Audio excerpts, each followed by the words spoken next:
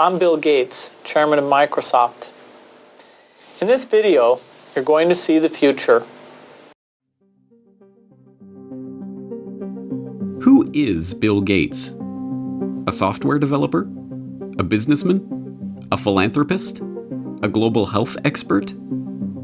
This question, once merely academic, is becoming a very real question for those who are beginning to realize that Gates' unimaginable wealth has been used to gain control over every corner of the fields of public health, medical research, and vaccine development.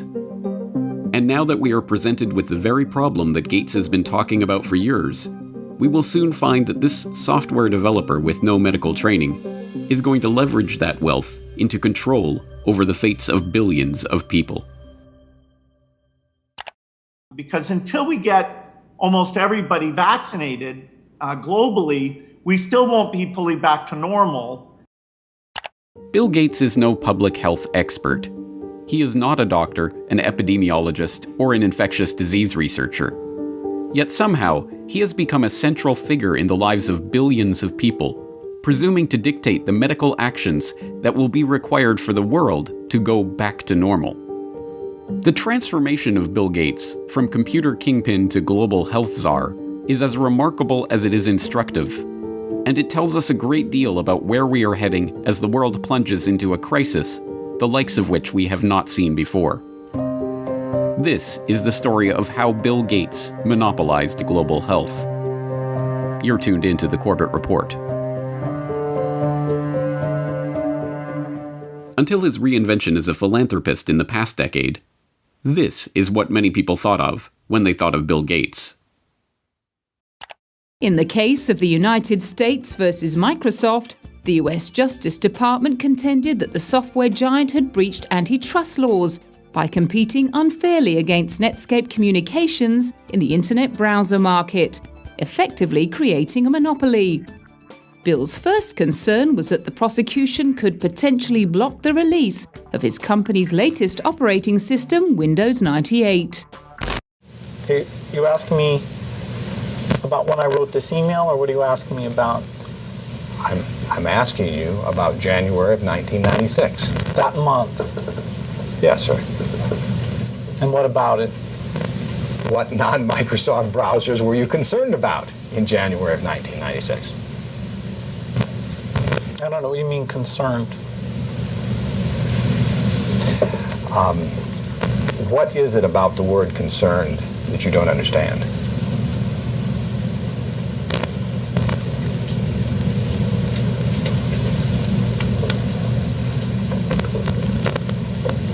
I'm not sure what you mean by it. We're going to be working together on Microsoft Office, on Internet Explorer, on Java, and I think that it's going to lead to a very healthy relationship. So it's a package announcement today. We're very, very happy about it. We're very, very excited about it. And I happen to have a special guest with me today via satellite downlink. And if we could get him up on the stage right now.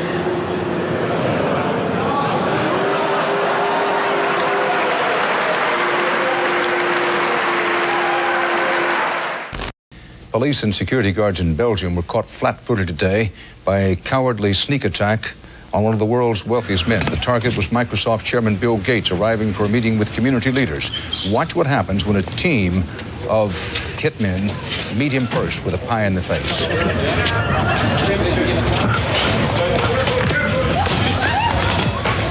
Gates was momentarily and understandably shaken, but he was not injured. The hit squad piled on with two more pies before one of them was wrestled to the ground and arrested. The others, for at least the moment, got away. Gates went inside, wiped his face clean, and made no comment. He then went ahead with his scheduled meeting.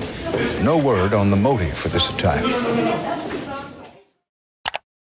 But once reviled for the massive wealth and the monopolistic power that his virus-laden software afforded him, Gates is now hailed as a visionary who is leveraging that wealth and power for the greater good of humanity. In the 22nd century, a book will be written about the entrepreneur of the 21st century. I'm sure that the person who will foremost come to the mind of those historians is certainly Bill Gates. I don't think it's hyperbole to say that Bill Gates is singularly, I would argue, the most consequential individual of our generation. I mean that. Our next guest is one of the richest and most generous men in the world. Please welcome Bill Gates. At a time when everyone is looking to understand the scope of the pandemic and how to minimize the threat, one of the best informed voices is that of businessman and philanthropist Bill Gates. The process by which this reinvention of Gates's public image took place is not mysterious.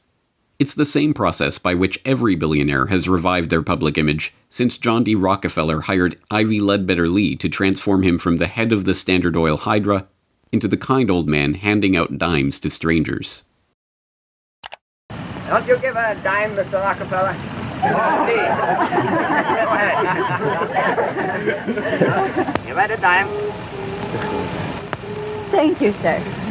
Thank you very much. I consider myself... Thank you for the ride. I consider myself more than amply paid. Bless you, bless you, Yes. bless you. More to the point, John D. Rockefeller knew that to gain the adoration of the public, he had to appear to give them what they want: money. He devoted hundreds of millions of dollars of his vast oil monopoly fortune to establishing institutions that, he claimed, were for the public good. The General Education Board, the Rockefeller Institute of Medical Research, the Rockefeller Foundation. Similarly, Bill Gates has spent much of the past 2 decades transforming himself from software magnate into a benefactor of humanity through his own Bill and Melinda Gates Foundation. In fact, Gates has surpassed Rockefeller's legacy, with the Bill and Melinda Gates Foundation long having eclipsed the Rockefeller Foundation as the largest private foundation in the world, with $46.8 billion of assets on its books that it wields in its stated program areas of global health and development, global growth, and global policy advocacy. And, like Rockefeller, Gates's transformation has been helped along by a well-funded public relations campaign. Gone are the theatrical tricks of the PR pioneers. The ubiquitous ice cream cones of Gates' mentor Warren Buffett are the last remaining holdout of the old Rockefeller handing out dimes gimmick. No, Gates has guided his public image into that of a modern-day saint through an even simpler tactic: buying good publicity. The Bill and Melinda Gates Foundation spends tens of millions of dollars per year on media partnerships, sponsoring coverage of its program areas across the board. Gates funds The Guardian's Global Development website. Gates funds NPR's global health coverage. Gates funds the Our World in Data website that is tracking the latest statistics and research on the coronavirus pandemic. Gates funds BBC coverage of global health and development issues, both through its BBC Media Action Organization and the BBC itself. Gates funds World Health coverage on ABC News. When the NewsHour with Jim Lehrer was given a $3.5 million Gates Foundation grant to set up a special unit to report on global health issues, NewsHour communications chief Rob Flynn was asked about the potential conflict of interest that such a unit would have in reporting on issues that the Gates Foundation is itself involved in. In some regards, I guess you might say that there are not a heck of a lot of things you could touch in global health these days that would not have some kind of Gates tentacle, Flynn responded. Indeed, it would be almost impossible to find any area of global health that has been left untouched by the tentacles of the Bill and Melinda Gates Foundation. It was Gates who sponsored the meeting that led to the creation of Gavi, the Vaccine Alliance, a global public-private partnership bringing together state sponsors and big pharmaceutical companies whose specific goals include the creation of healthy markets for vaccines and other immunization products. As a founding partner of the alliance, the Gates Foundation provided $750 million in seed funding and has gone on to make over $4.1 billion in commitments to the group. Gates provided the seed money that created the Global Fund to Fight AIDS, Tuberculosis, and Malaria, a public-private partnership that acts as a finance vehicle for governmental AIDS, TB, and malaria programs. When a public-private partnership of governments, world health bodies, and 13 leading pharmaceutical companies came together in 2012 to accelerate progress toward eliminating or controlling 10 neglected tropical diseases, there was the Gates Foundation with $363 million of support. When the Global Financing Facility for Women, Children, and Adolescents was launched in 2015 to leverage billions of dollars in public and private financing for global health and development programs, There was the Bill and Melinda Gates Foundation as a founding partner with a $275 million contribution.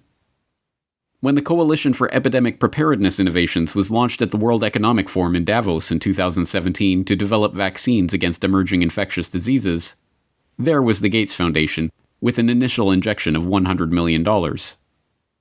The examples go on and on. The Bill and Melinda Gates Foundation's fingerprints can be seen on every major global health initiative of the past 2 decades. And beyond the flashy multi-billion-dollar global partnerships, the foundation is behind hundreds of smaller country and region-specific grants, $10 million to combat a locust infestation in East Africa, or $300 million to support agricultural research in Africa and Asia, that add up to billions of dollars in commitments.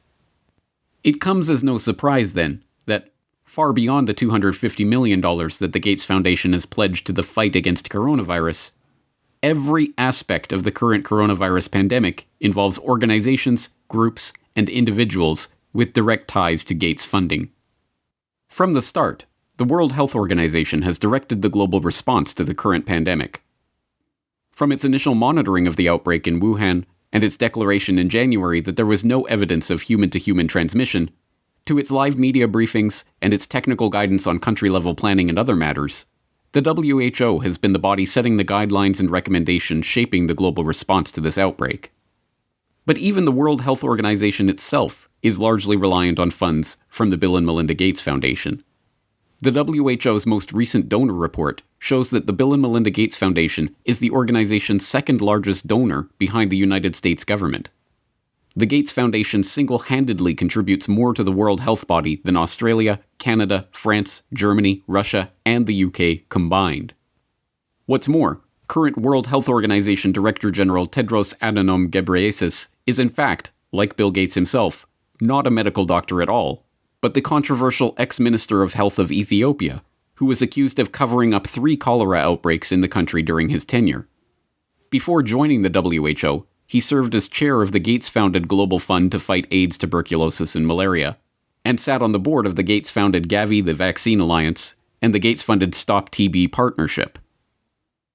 The current round of lockdowns and restrictive stay-home orders in Western countries were enacted on the back of alarming models predicting millions of deaths in the United States and hundreds of thousands in the UK.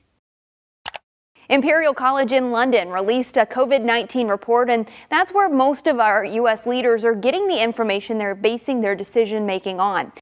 The report runs us through a few different ways this could turn out depending on what our responses are. If we don't do anything to control this virus, over 80% of people in the U.S. would be infected over the course of the epidemic, with 2.2 million deaths from COVID-19. That 2.2 million deaths also doesn't account for the potential negative effects of health systems being overwhelmed. From this evening, I must give the British people a very simple instruction. You must stay at home. Enough is enough. Go home and stay home.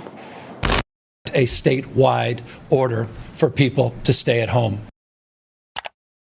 The work of 2 research groups was crucial in shaping the decisions of the UK and US governments to implement wide-ranging lockdowns, and, in turn, governments around the world. The first group, the Imperial College COVID-19 Research Team, issued a report on March 16th that predicted up to 500,000 deaths in the UK and 2.2 million deaths in the US unless strict government measures were put in place.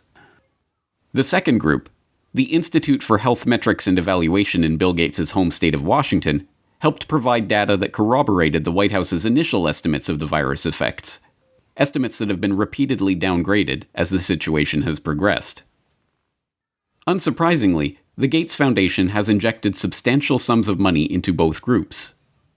This year alone, the Gates Foundation has already given $79 million to Imperial College, and in 2017, the foundation announced a $279 million investment into the IHME to expand its work collecting health data and creating models.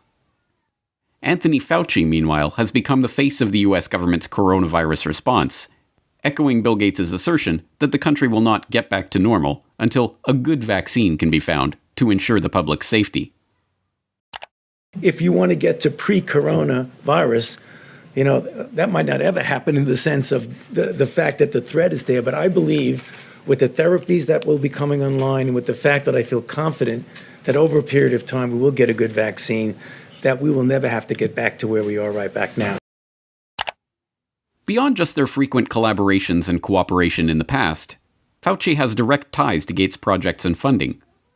In 2010, he was appointed to the Leadership Council of the Gates-founded Decade of Vaccines project to implement a global vaccine action plan, a project to which Gates committed $10 billion of funding.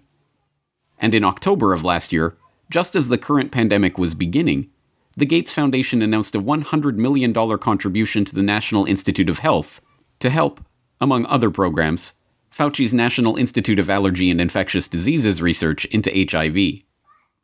Also in October of last year, the Bill and Melinda Gates Foundation partnered with the World Economic Forum and the Johns Hopkins Center for Health Security to stage Event 201, a tabletop exercise gauging the economic and societal impact of a globally spreading coronavirus pandemic.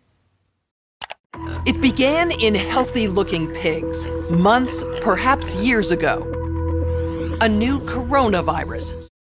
The mission of the Pandemic Emergency Board is to provide recommendations to deal with the major global challenges arising in response to an unfolding pandemic. The board is comprised of highly experienced leaders from business, public health, and civil society.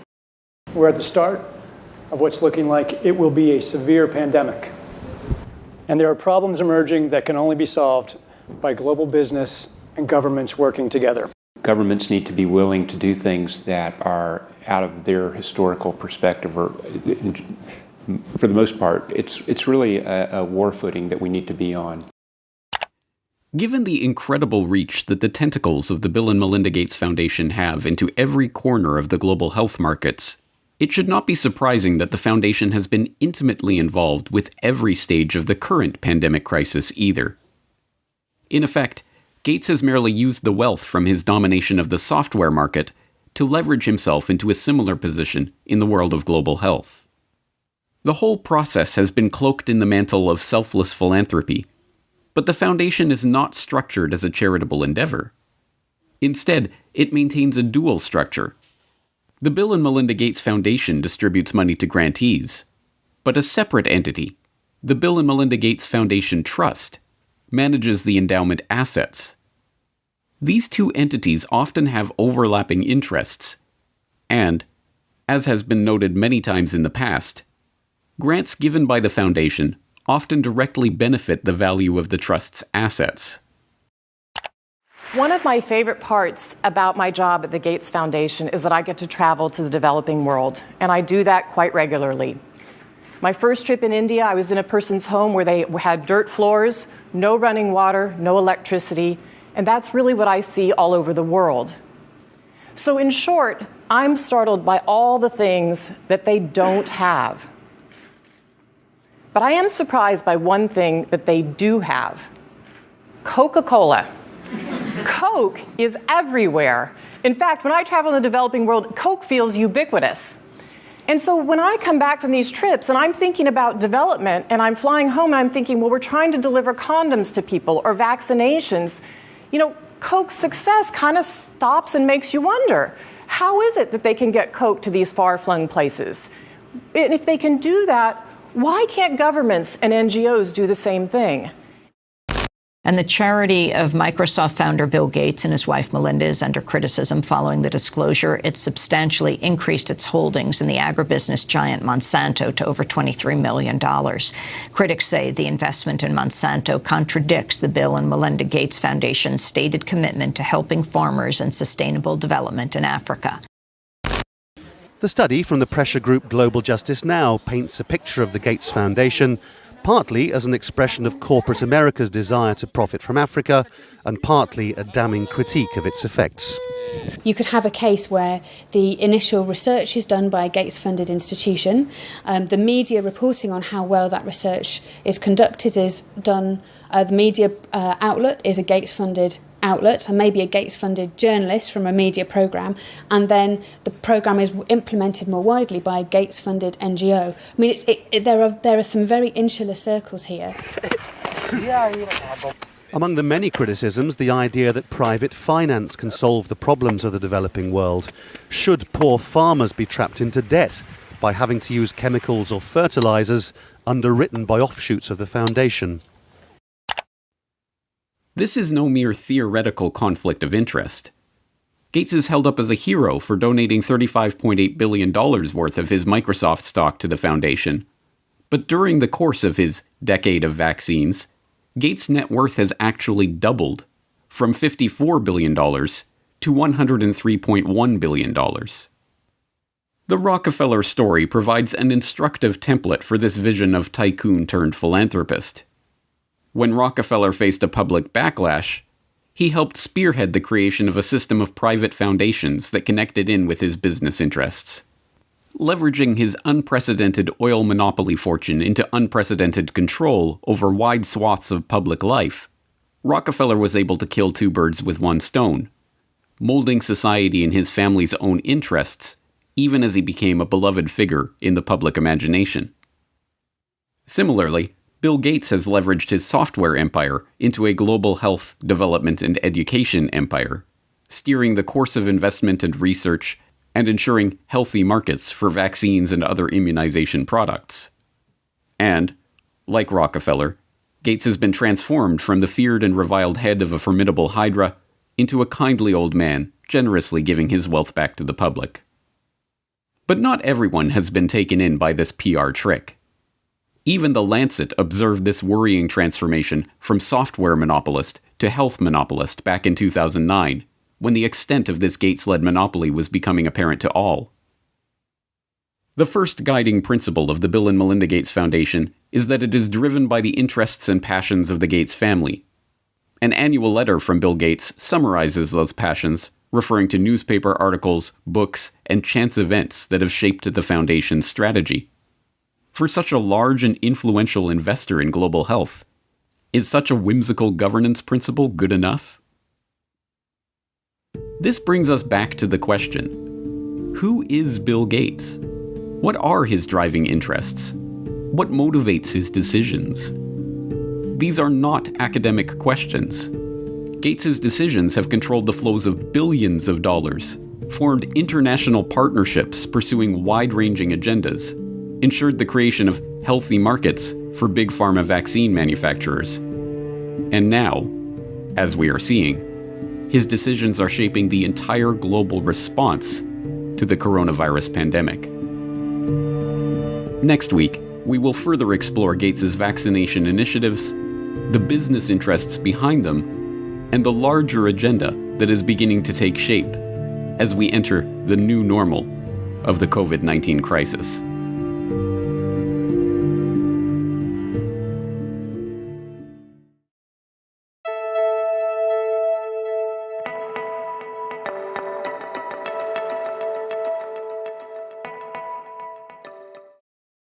$10 billion. I mean, just speak about the magnitude of that. That is by far the biggest commitment of the foundation, isn't it, Bill? I mean, this is by far the largest. That's right. We've been spending a lot on vaccines. With this commitment, over 8 million additional lives will be saved.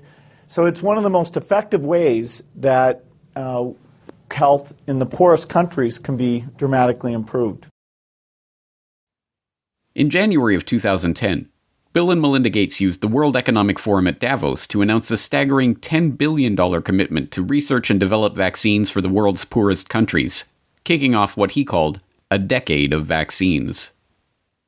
Today we're announcing a commitment over this next decade, which we think of as a decade of vaccines having incredible impact. We're announcing that we'll spend over $10 billion on vaccines. Hailed by the Gates-funded media. For the record, the Bill and Melinda Gates Foundation is a NewsHour underwriter. And applauded by the pharmaceutical companies who stood to reap the benefits of that largesse.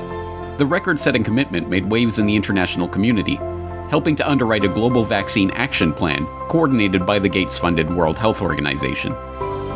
But contrary to the Gates' own PR spin that this $10 billion pledge was an unalloyed good and would save 8 million lives, the truth is that this attempt to reorient the global health economy was part of a much bigger agenda. an agenda that would ultimately lead to greater profits for big pharma companies, greater control for the Gates Foundation over the field of global health, and greater power for Bill Gates to shape the course of the future for billions of people around the planet. This is Bill Gates' plan to vaccinate the world.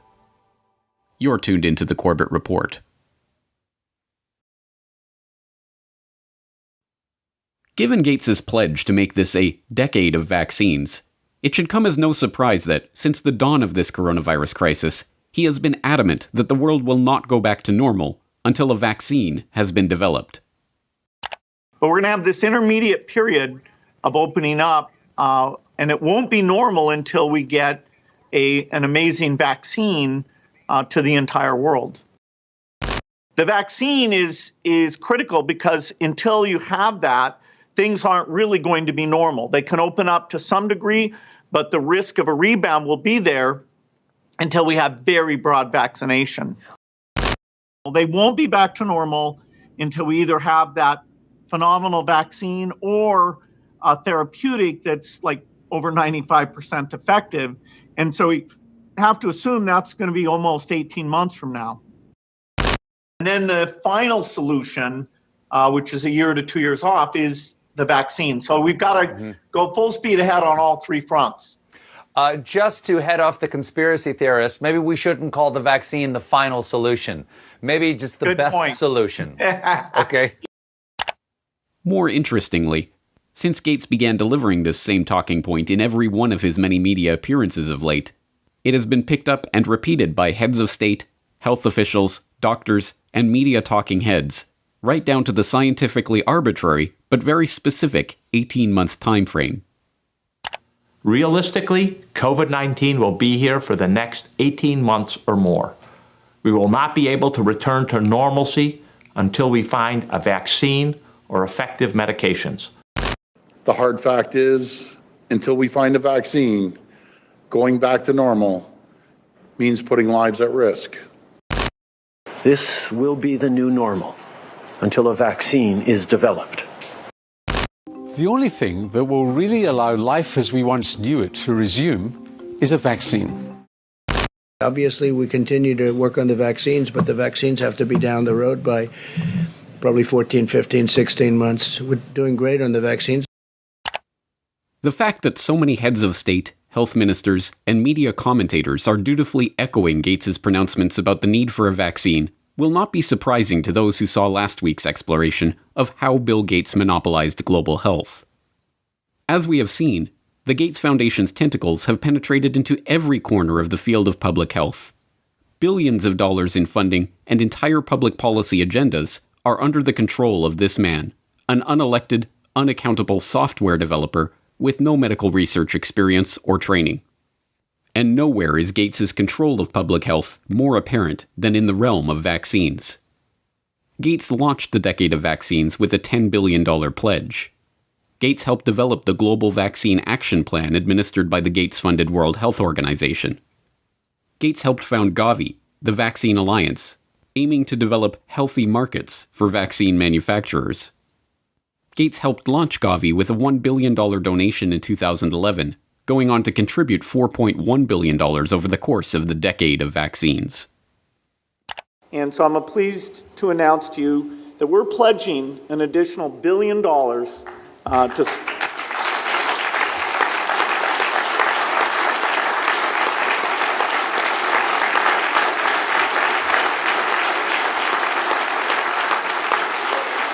Thank you.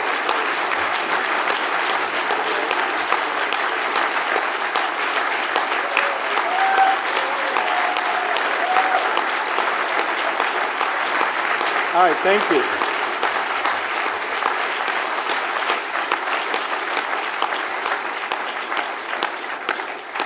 It's not every day we give away $1 billion.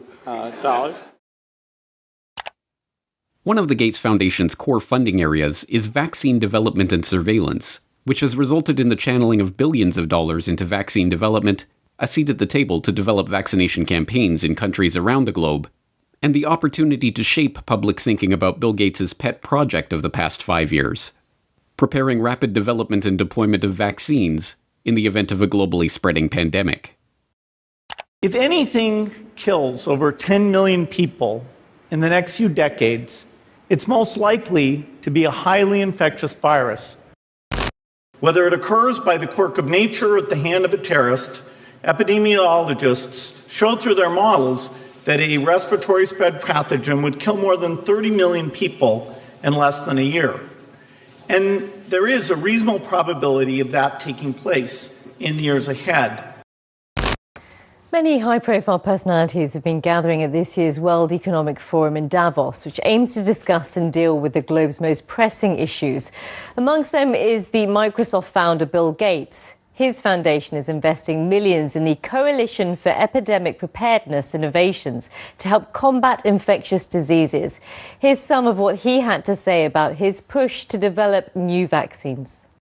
Unfortunately, it takes many years to do a completely new vaccine.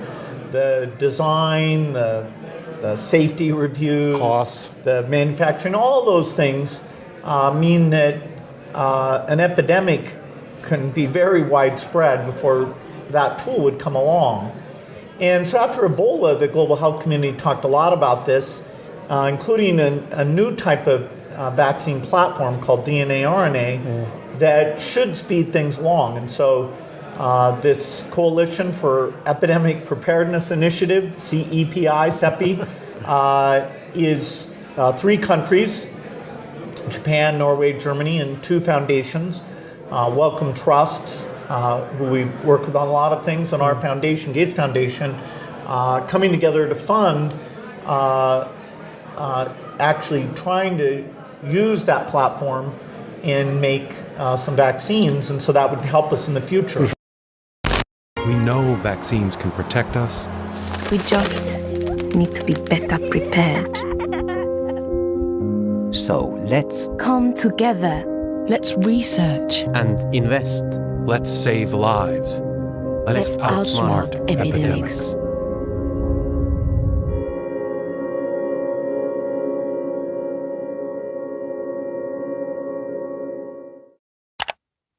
Given Gates's mammoth investment in vaccines over the past decade, his insistence that things won't go back to truly normal until we have a vaccine that we've gotten out to basically the entire world is hardly surprising.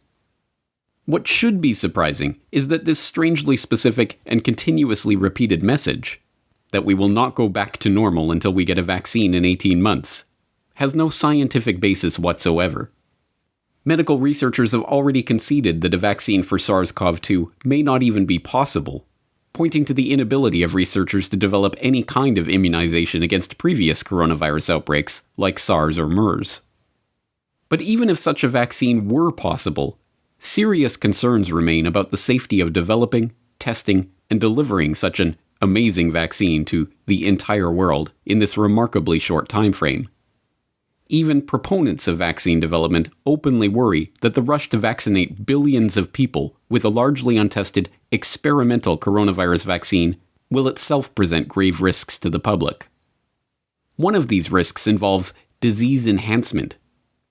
It has been known for over a decade that vaccination for some viral infections, including coronaviruses, actually enhances susceptibility to viral infection or even causes infections in healthy vaccine recipients. Now, the issue of safety, something that I want to make sure the American public understand. It's not only safety when you inject somebody and they get maybe an idiosyncratic reaction, they get a little allergic reaction, they get pain. There's safety associated. Does the vaccine make you worse?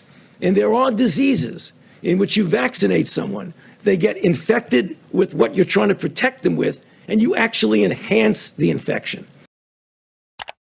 This is no mere theoretical risk. As researchers who were trying to develop a vaccine for the original SARS outbreak discovered, the vaccine actually made the lab animals subjected to it more susceptible to the disease. One of the things that we're not hearing a lot about is the unique potential safety problem of coronavirus vaccines. This was first found in the early 1960s with the respiratory syncytial virus vaccines, and it was done here in Washington with the NIH and Children's National Medical Center, that some of those kids who got the vaccine actually did worse, and I believe there were 2 deaths in the consequence of that study. Because what happens with certain types of respiratory virus vaccines, you get immunized, and then when you get actually exposed to the virus, you get this kind of paradoxical immune enhancement phenomenon. And we don't entirely understand the basis of it, but we recognize that it's a real problem for certain respiratory virus vaccines. That killed the RSV program for decades. Now the Gates Foundation is taking it up again. But when we started developing coronavirus vaccines, and our colleagues, we noticed in laboratory animals that they started to show some of the same immune pathology that resembled what had happened 50 years earlier. This specific issue regarding coronavirus vaccines is exacerbated by the arbitrary and unscientific 18-month time frame that Gates is insisting on for the vaccine's development. In order to meet that deadline, vaccine developers are being urged to use new and largely unproven methods for creating their experimental immunizations, including DNA and mRNA vaccines. For a self-described wartime president, victory over COVID-19 equals a vaccine. I hope we're going to have a vaccine, and we're going to fast-track it like you've never seen before. Adding Trump-style branding, the administration launched Operation Warp Speed, a multi-billion-dollar research and manufacturing effort to shorten the typical year-plus vaccine development timeline. We're going to start ramping up production with the companies involved. And you do that at risk. In other words, you don't wait until you get an answer before you start manufacturing. You, at risk, proactively start making it, assuming it's going to work. You're thinking 18 months, even with all the work that you've already done to this point and the planning that you are taking with lots of different potential vaccinations and building up for that now? Yeah, so there's an approach called RNA vaccine that people like Moderna, CureVac, and others are using, that in 2015 we'd identified that as very promising for pandemics and for other applications as well. And so if everything goes perfectly with the RNA approach, we could actually beat the 18 months. We don't want to create unrealistic expectations. So the concept of an RNA vaccine is, let's inject the RNA molecule that encodes for the spike protein. It's making your cell do the work of creating this viral protein that is going to be recognized by your immune system and trigger the development of these antibodies. Our bodies won't make a full-fledged infectious virus, they'll just make a little piece and then learn to recognize it and then get ready to destroy the virus if it then later comes and invades us. It's a relatively new, unproven technology, and there's still no example of an RNA vaccine that's been deployed worldwide in the way that we need for the coronavirus. There's the possibility for unforeseen adverse effects. So this is all new territory. Whether it would elicit protective immune response against this virus is just unknown right now. Rushing at warp speed to develop a new vaccine using experimental technology, and then mass-producing and delivering billions of doses to be injected into basically the entire world before adequate testing is even done, amounts to one of the most dangerous experiments in the history of the world, one that could alter the lives of untold numbers of people. That an experimental vaccine, developed in a brand new way and rushed through with a special shortened testing regime, should be given to adults, children, pregnant women, newborn babies, and the elderly alike, would be, in any other situation, unthinkable. To suggest that such a vaccine should be given to the entire planet would have been called lunacy mere months ago. But now the public is being asked to accept this premise without question. Even Gates himself acknowledges the inherent risks of such a project. But his concern is not for the lives that will be irrevocably altered in the event that the vaccines cause damage to the population. Instead, he is more concerned that the pharmaceutical companies and the researchers are given legal immunity for any such damage. If we have, 1 in 10,000 side effects, that's, way more, 700,000, people who will suffer from that. So really understanding the safety at gigantic scale across all age ranges, pregnant, male, female, undernourished, existing comorbidities, it's very, very hard. And that actual decision of, okay, let's go and give this vaccine to the entire world, governments will have to be involved because there will be some risk and indemnification needed before that can be decided on. As we have already seen, in the arena of global health, what Bill Gates wants is what the world gets. So it should be no surprise that immunity for the big pharma vaccine manufacturers and the vaccination program planners is already being worked on. In the US, the Department of Health and Human Services issued a declaration that retroactively provides liability immunity for activities related to medical countermeasures against COVID-19, including manufacturers, distributors, and program planners of any vaccine used to treat, diagnose, cure, prevent, or mitigate COVID-19. The declaration was issued on March 17th, but retroactively covers any activity back to February 4th, 2020, the day before the Bill and Melinda Gates Foundation announced an emergency $100 million to fund treatment efforts and to develop new vaccines for COVID-19. The plan to inject everyone on the planet with an experimental vaccine is no aberration in Bill Gates' envisioned decade of vaccines. It is its culmination. The decade of vaccines kicked off with a Gates-funded $3.6 million observational study of HPV vaccines in India that, according to a government investigation, violated the human rights of the study participants with gross violations of consent and failed to properly report adverse events experienced by the vaccine recipients.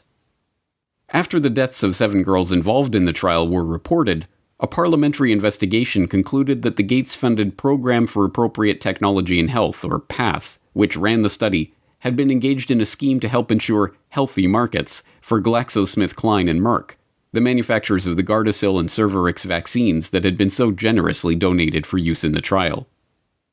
Had PATH been successful in getting the HPV vaccine included in the universal immunization program of the concerned countries, this would have generated windfall profit for the manufacturers by way of automatic sale, year after year, without any promotional or marketing expenses. It is well known that once introduced into the immunization program, it becomes politically impossible to stop any vaccination. Chandra M. Gulhati, editor of the influential Monthly Index of Medical Specialties, remarked that it is shocking to see how an American organization used surreptitious methods to establish itself in India. And Samarin Nundi, editor emeritus of the National Medical Journal of India, lamented that this is an obvious case where Indians were being used as guinea pigs. Throughout the decade, India's concerns about the Bill and Melinda Gates Foundation and its corporate partners' influence on the country's national immunization programs grew. In 2016, the steering group of the country's National Health Mission blasted the government for allowing the country's National Technical Advisory Group on Immunization, the primary body advising the government on all vaccination-related matters, to be effectively purchased by the Gates Foundation. As one steering group member noted, the NTAGI Secretariat has been moved out of the government's health ministry to the Office of Public Health Foundation of India, and the 32 staff members in that secretariat draw their salaries from the Bill and Melinda Gates Foundation. There is a clear conflict of interest. On one hand, the BMGF funds the secretariat that is the highest decision-making body in vaccines, and, on the other, it partners with the pharma industry in Gavi. This is unacceptable. In 2017, the government responded by cutting all financial ties between the advisory group and the Gates Foundation. Similar stories play out across the Gates Foundation's decade of vaccines. There's the Gates-founded and funded meningitis vaccine project, which led to the creation and testing of MenAfrivac, a 50-cent per dose immunization against meningococcal meningitis. The test led to reports of between 40 and 500 children suffering seizures and convulsions and eventually becoming paralyzed. There's the 2017 confirmation that the Gates-supported oral polio vaccine was actually responsible for the majority of new polio cases, and the 2018 follow-up showing that 80% of polio cases are now vaccine-derived. There's the 2018 paper in the International Journal of Environmental Research and Public Health concluding that over 490,000 people in India developed paralysis as a result of the oral polio vaccine between 2000 and 2017. There's even the WHO's own malaria chief, Dr. Arata Kochi, who complained in an internal memo that Gates's influence meant that the world's leading malaria scientists are now locked up in a cartel with their own research funding being linked to those of others within the group, and that the foundation was stifling debate on the best ways to treat and combat malaria, prioritizing only those methods that relied on new technology or developing new drugs. Kochi's complaint, written in 2008, highlights the most common criticism of the global health web that Gates has spun in the past 2 decades. That the public health industry has become a racket run by and for Big Pharma and its partners for the benefit of big business. At the time that Kochi was writing his memo, the executive director of the Gates Foundation's Global Health Program was Tachi Yamada. Yamada left his position as chairman of research and development at GlaxoSmithKline to take up the position at the Gates Foundation in 2006, and left the foundation 5 years later to become chief medical and scientific officer at Takeda Pharmaceuticals.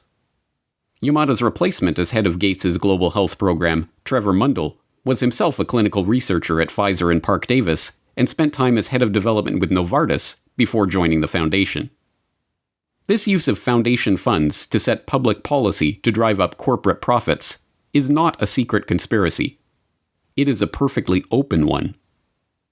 When the Center for Global Development formed a working group to develop a practical approach to the vaccine challenge, they concluded that the best way to incentivize pharmaceutical companies to produce more vaccines for the Third World was for governments to promise to buy vaccines before they were even developed. They titled their report, Making Markets for Vaccines. The project, Making Markets for Vaccines, was really designed to address a problem that's existed for a long time, which is insufficient research and development budgets as well as investment capacity in vaccine development and production for the Third World. How do you create better incentives to get the pharma community, the vaccine community, to produce products that are specifically dedicated for the developing world? Michael Kremer, a professor at Harvard, had been thinking about this problem for many years. He realized that if the rich countries of the world were to make a promise that they would buy a malaria vaccine if somebody produced it, that would give an incentive to the pharmaceutical industry to go and do the research and development needed to make one. But this idea was unfamiliar. No government had made a commitment to buy a product that didn't already exist. When the first such advanced market commitment was made in 2007, a $1.5 billion promise to buy yet-to-be-produced vaccines from big pharma manufacturers, there was the Gates Foundation as the only non-nation sponsor. The Gates-founded Gavi Vaccine Alliance is an open partnership between the Gates Foundation, the World Health Organization, the World Bank, and vaccine manufacturers. Their stated goal includes introducing new vaccines into the routine schedules of national immunization programs, and to engage in market-shaping efforts to ensure healthy markets for vaccines and other immunization products. If introducing new vaccines and ensuring healthy markets for them was the aim of Gates's decade of vaccines, there can be no doubt that COVID-19 has seen that goal realized in spectacular fashion. Let's start the pledging. The EU kicked off its fundraising drive with €1 billion. In the hours that followed, pledges were beamed in from across the globe. The Kingdom of Saudi Arabia has pledged $500 million. Even pop icon Madonna made a last-minute donation of €1 million. By combining the world's expertise and brain power and resources, we can attack this disease in the way it's attacking us, globally. Our foundation is proud to partner with you, and I'm pleased to announce today that we will pledge $100 million towards this effort. Germany was one of the leading donors, pledging over €500 million. The money is earmarked for international health organizations and research networks in a bid to speed up the development of a vaccine. And there, at the center of this web, is the Gates Foundation, connected to every major organization, research institution, international alliance, and vaccine manufacturer involved in the current crisis. Certainly, the Gates, like the Rockefellers, have profited from their years as the most generous people on the planet. As curious as it might seem to those who don't understand the true nature of this monopoly cartel, Despite all of these grants and pledges, commitments of tens of billions of dollars, Bill Gates' personal net worth has actually doubled during this decade of vaccines, from $50 billion to over $100 billion. But once again, we come back to the question, who is Bill Gates? Is he motivated simply by money? Is this incessant drive to vaccinate the entire population of the planet merely the result of greed? Or is there something else driving this agenda? As we shall see next time, money is not the end goal of Gates's philanthropic activities. Money is just the tool that he is using to purchase what he really wants. Control. Control not just of the health industry, but control of the human population itself.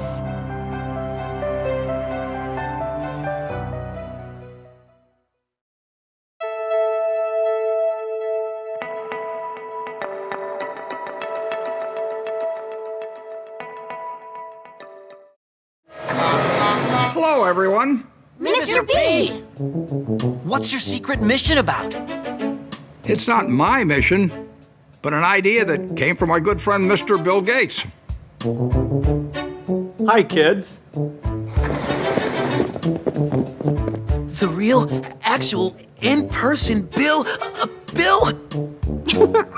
He's trying to say that we're big fans, Mr. Gates. It's a strange fact that Bill Gates' hagiographers, PR hacks employed more often than not by large corporations that receive funding from the Bill and Melinda Gates Foundation, consistently depict this drab software developer as a cartoon superhero, using his superpower of being very rich to help save the planet. Behind closed doors on this New York campus, a secret gathering of some of the world's most powerful people. Gates, Buffett, Bloomberg, Winfrey. It was like the Super Friends. In the great hall of the Justice League, there are assembled the world's 4 greatest heroes. But these cartoon-fueled puff pieces reveal more than they know about Gates and the other mega-rich philanthropists they are attempting to idolize. They reveal that the idea of the selfless billionaire do-gooder is a work of fiction so unbelievable it is only fit for Saturday morning cartoon fare. As we have seen in our first 2 explorations of Bill Gates' role as global health kingpin, the seemingly selfless generosity of the Gates family through their eponymous foundation has in fact greatly increased their own wealth, with Bill Gates' personal net worth having doubled in the past decade alone.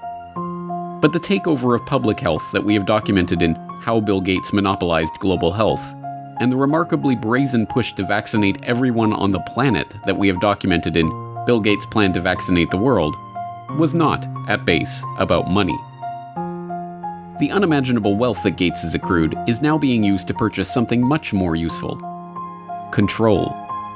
Control not just of the global health bodies that can coordinate a worldwide vaccination program, or the governments that will mandate such an unprecedented campaign, but control over the global population itself. This is an exploration of Bill Gates and the population control grid. You're tuned into the Corbett Report. From a journalistic standpoint, Good Morning America's inane report on the secretive billionaire meeting that took place in New York in 2009 was a failure.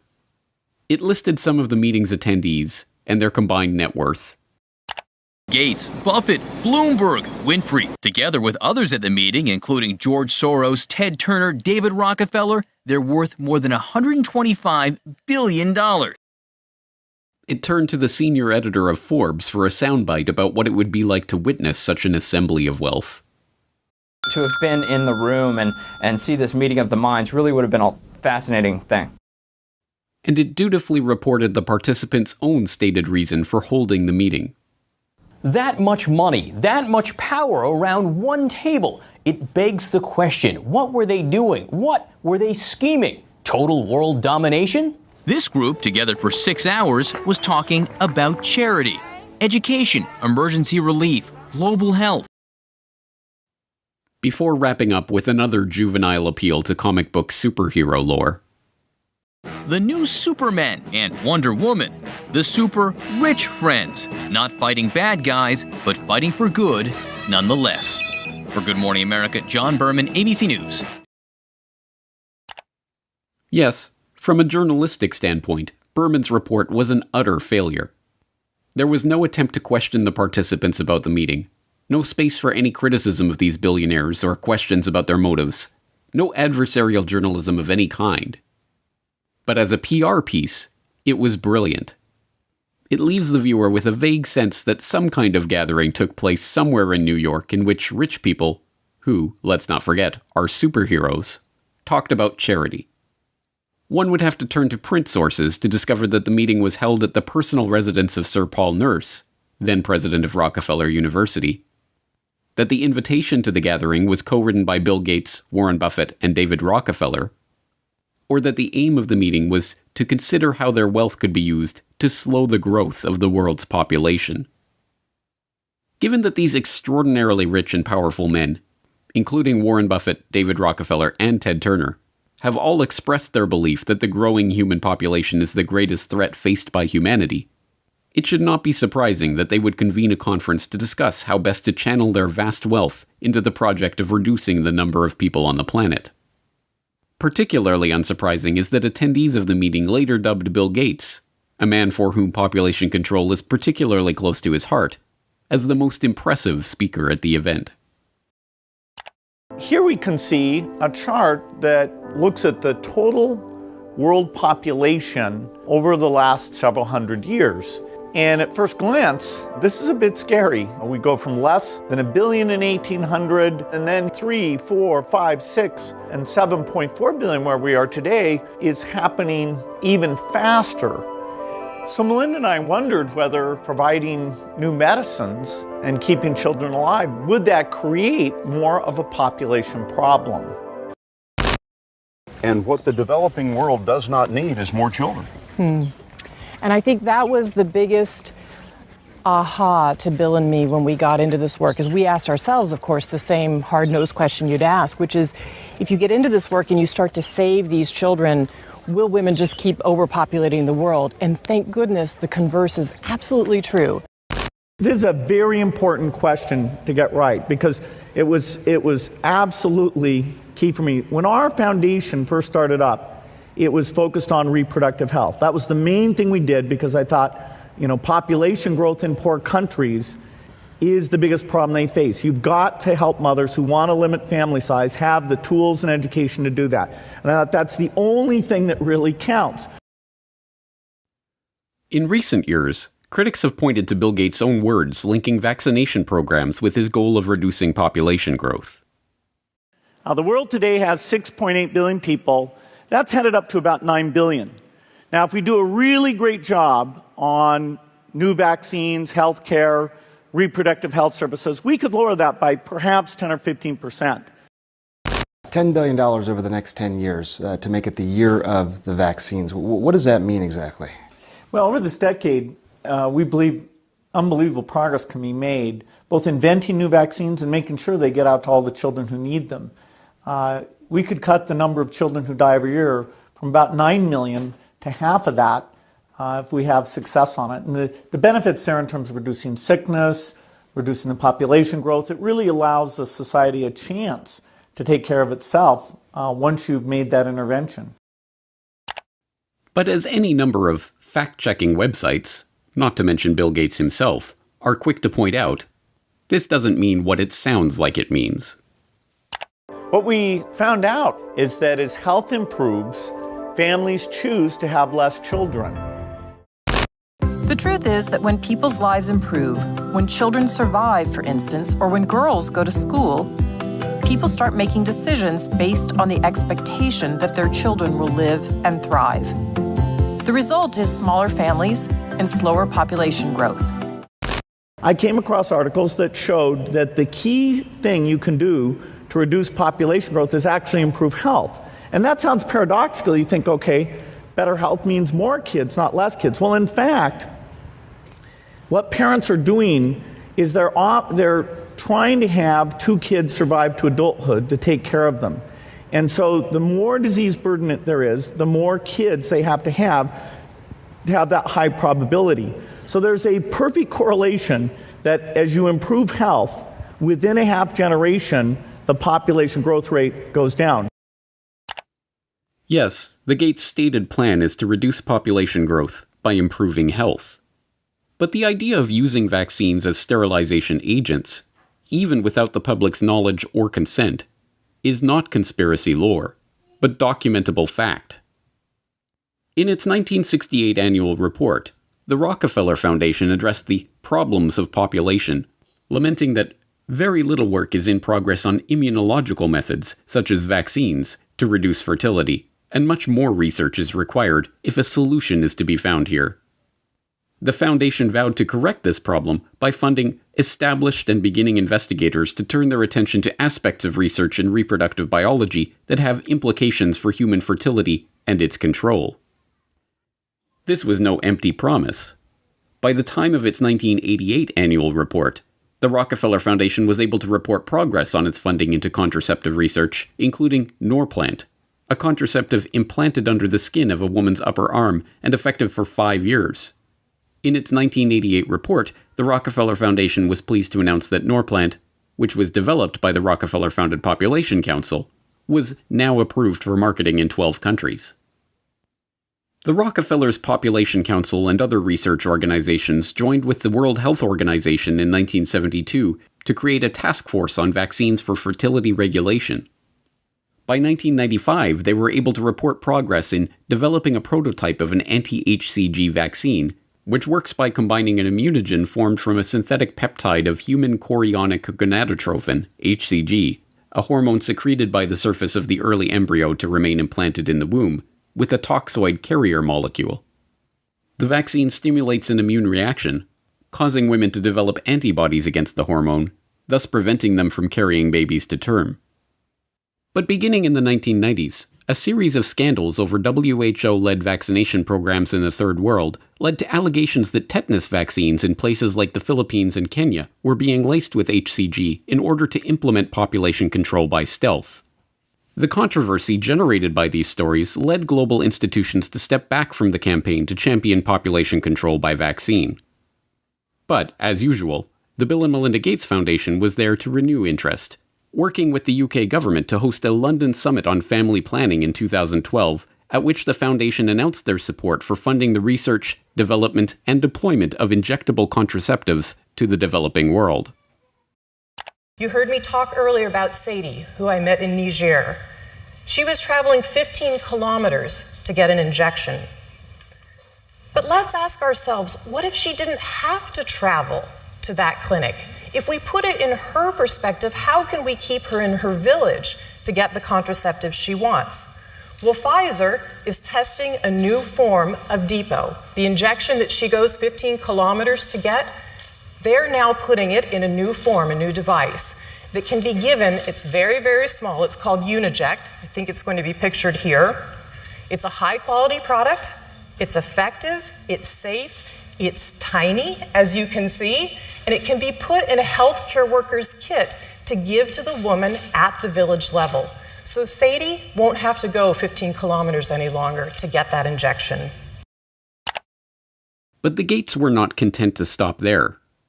In 2014, it was announced that Microchips Biotech Inc., a company in Lexington, Massachusetts, had developed a new form of birth control. A wireless implant that can be turned on and off with a remote control and that is designed to last up to 16 years. According to MIT Technology Review, the idea originated when Bill Gates visited Robert Langer's MIT lab in 2012 and asked him if it would be possible to create an implantable birth control device that could be turned on or off remotely. Langer referred Gates to the controlled release microchip technology he had invented and licensed to Microchips Biotechnology, and the Gates Foundation granted $20 million to the firm to develop the implants. Reducing population growth has, by Gates' own admission, been a core mission of the Gates Foundation since its inception. But in order to really understand what Gates means by population control, we have to look beyond the concept of controlling population size. At its most fundamental level, the population control that Gates speaks of is not birth control, but control of the population itself. In order to understand the broader population control agenda and how it ties into the Gates Foundation's plans, we have to look at a puzzling development that took place in 2017. In that year, Gavi, the Gates founded and funded alliance that partners the Gates Foundation, the World Health Organization, and the World Bank with vaccine manufacturers to help ensure healthy markets for vaccines, took a strange pivot away from its core mission of vaccinating every child on the planet to providing every child with a digital biometric identity. The idea was first floated by Gavi CEO Seth Berkley in a Nature article that year, Immunization Needs a Technology Boost, where he states that the goal of 100% immunization will not be reached without secure digital identification systems that can store a child's medical history. He then gives a specific example. We are working with a company in India called Kushi Baby, which creates off-grid digital health records. A necklace worn by infants contains a unique identification number on a short-range communication chip. Community health workers can scan the chip using a mobile phone, enabling them to update a child's digital record even in remote areas with little phone coverage.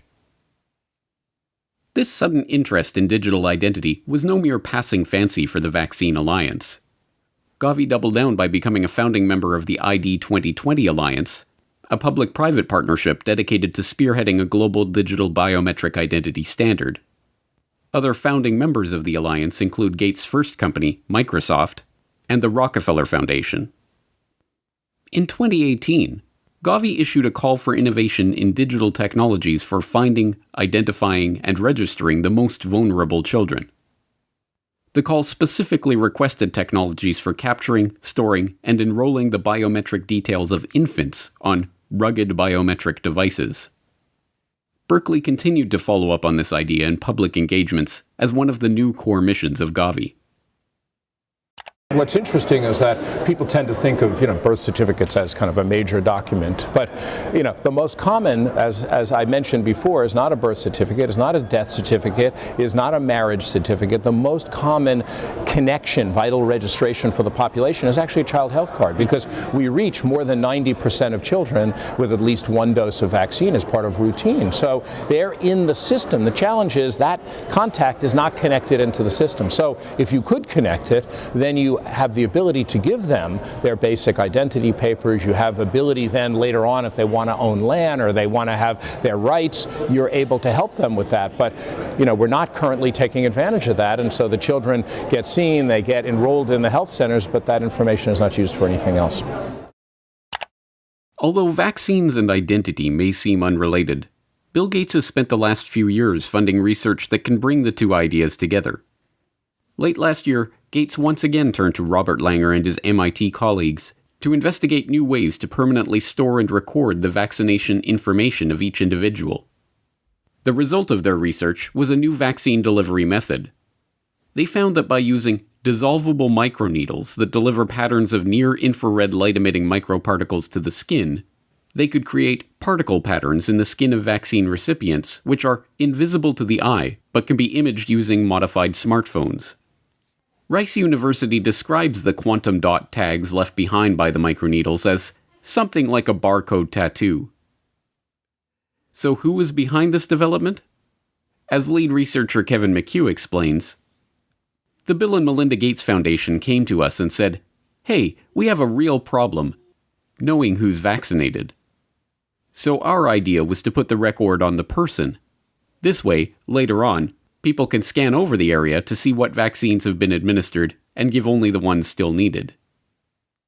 The microparticles that form the fluorescent quantum dot tags are delivered along with the vaccine, but they cannot be delivered by a traditional syringe. Instead, they must be delivered by a patch of microneedles made from a mixture of dissolvable sugar and a polymer called PVA, as well as the quantum dot dye in the vaccine.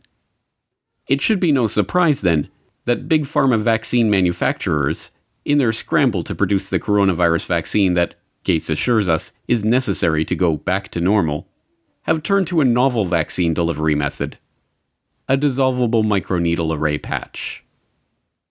The University of Pittsburgh is where the polio vaccine was first discovered.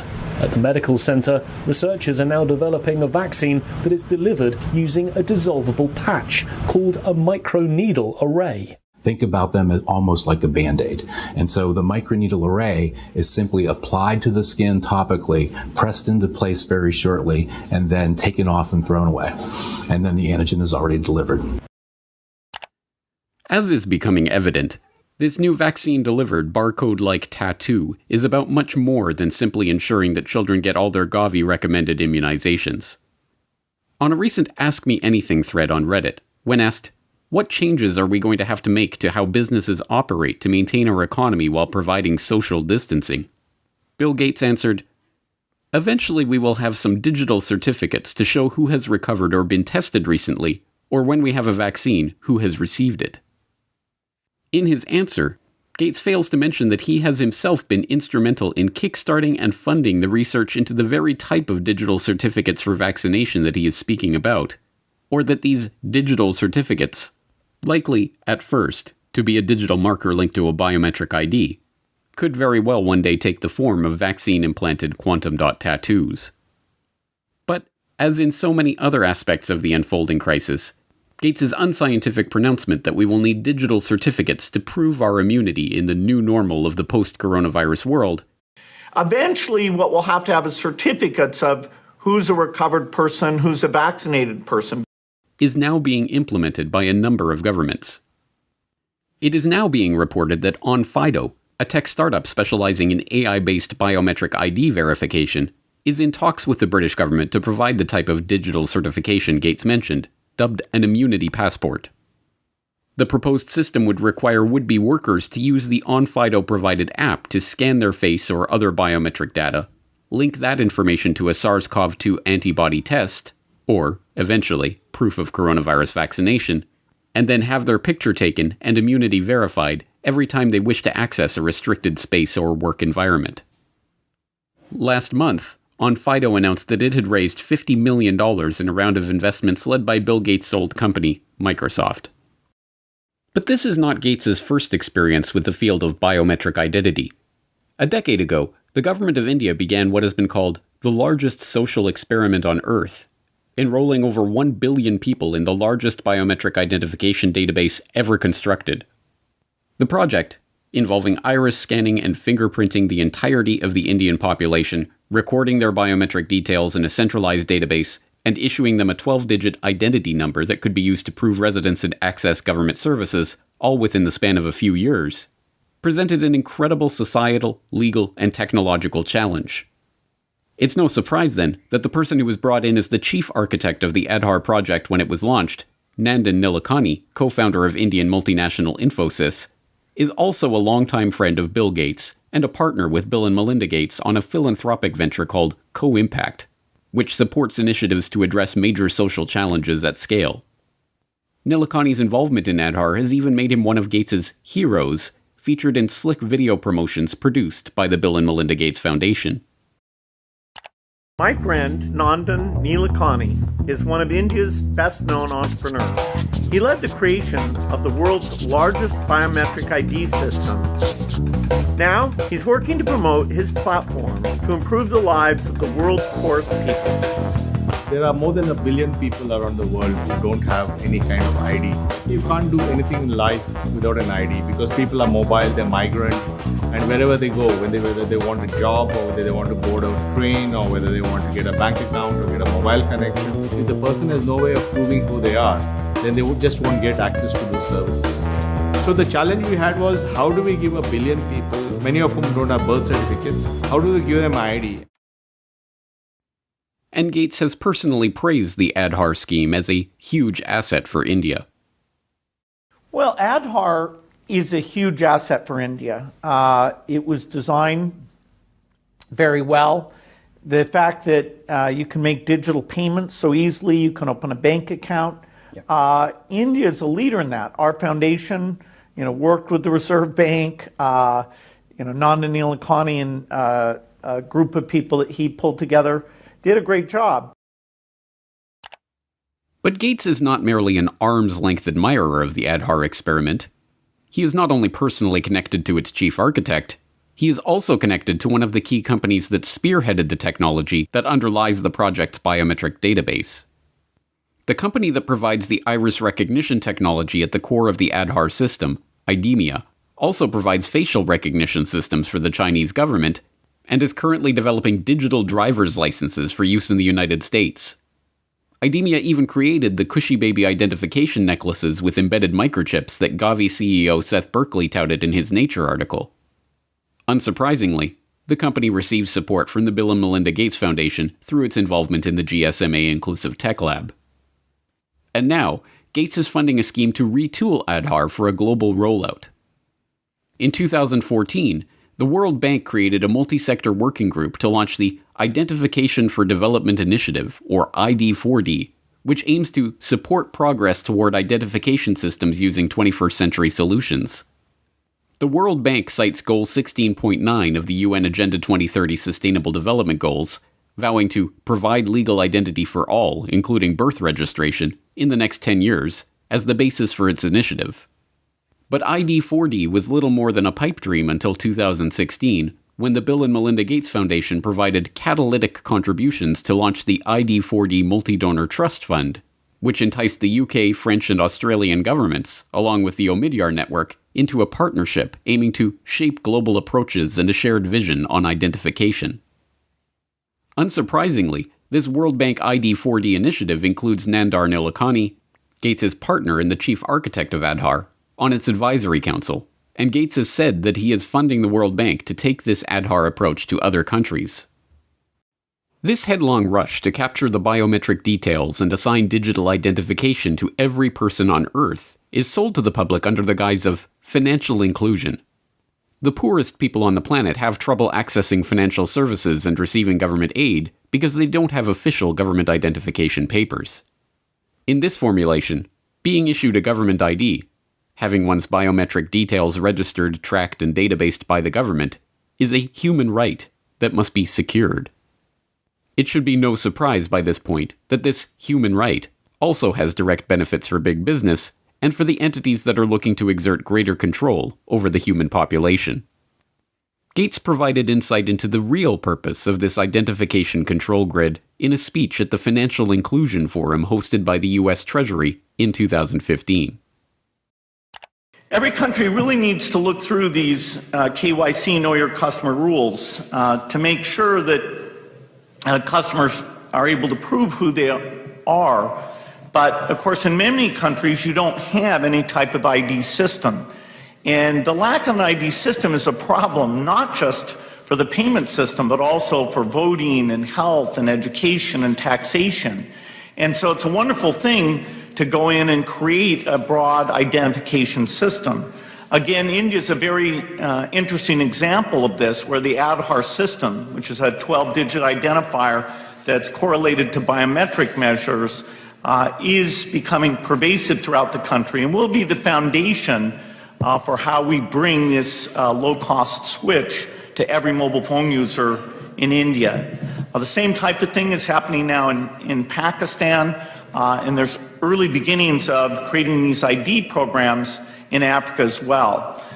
We expect to be able to use the ID so that when you show up for any government service, say you walk into a primary health clinic, we'll be able to take that bio-ID very quickly and bring up your electronic health record. Even if you've moved from one part of the country to the other, you will be well tracked and well served without nearly as much paperwork or waiting. And so the ID system is foundational. The ID control grid is an essential part of the digitization of the economy. And although this is being sold as an opportunity for financial inclusion of the world's poorest in the banking system provided by the likes of Gates and his banking and business associates, it is in fact a system for financial exclusion. Exclusion of any person or transaction that does not have the approval of the government or the payment providers. Once financial flows go underground, where you have lots of legitimate transactions mixed in with the ones you want to track, and once they're going over a digital system that the U.S. has no connection to, it's far more difficult to find the transactions that you want to be aware of or that you want to block. And once again, this is no mere theoretical talk from Gates. He has been intimately involved in this process of switching the world over to a digital payment grid tied to biometric identity. In 2012, the Bill and Melinda Gates Foundation helped found the Better Than Cash Alliance, which brings together governments, international organizations, and the private sector to accelerate the transition from cash to digital payments globally. And when the Indian government made a bold move to demonetize large amounts of its circulating currency in order to draw off-the-books funds back under the purview of the Indian tax office, there was Gates to praise the move as an important step toward the creation of a brave new digital economy, tied, of course, to the Aadhaar ID grid. The bold move to demonetize high-value denominations and replace them with new notes with higher security features is an important step to move away from a shadow economy to an even more transparent economy. And digital transactions really, I think, will rise dramatically here. In fact, I think in the next several years, India will become the most digitized economy, not just by size, but by percentage as well. All of the pieces are now coming together.